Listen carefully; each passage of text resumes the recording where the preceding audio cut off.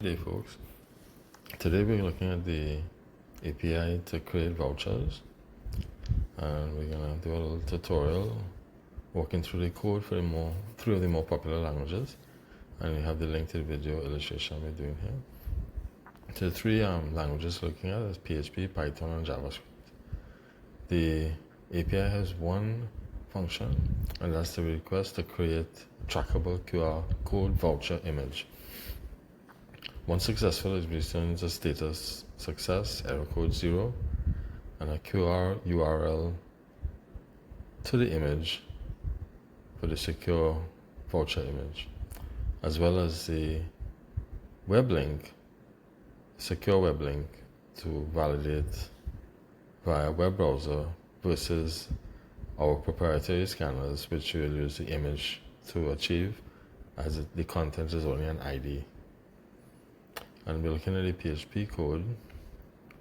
We have the payload with the respective parameters.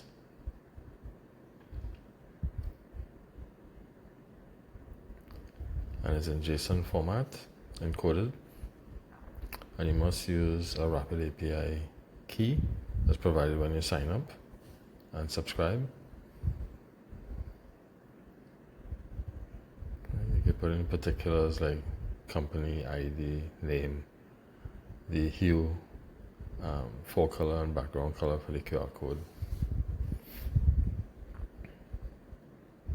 Alright, so when we do the REST call, it then provides a response, which is a JSON string, which you'll see on the next screen.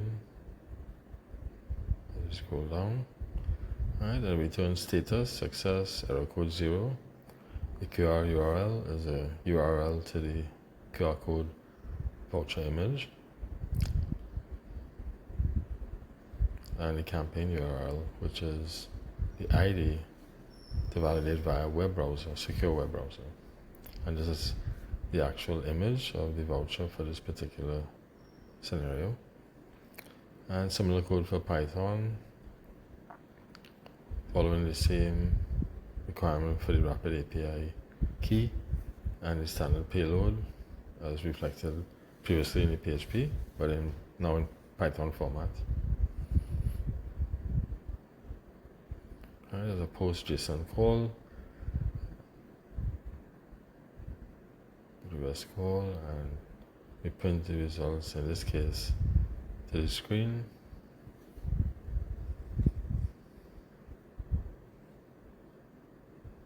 Now we look at the JavaScript version.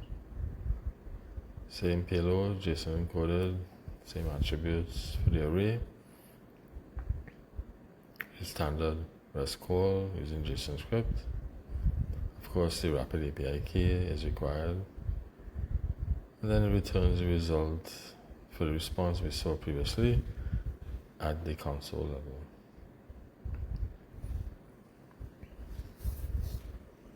And once you get started, you follow the link here, which you can click from the document.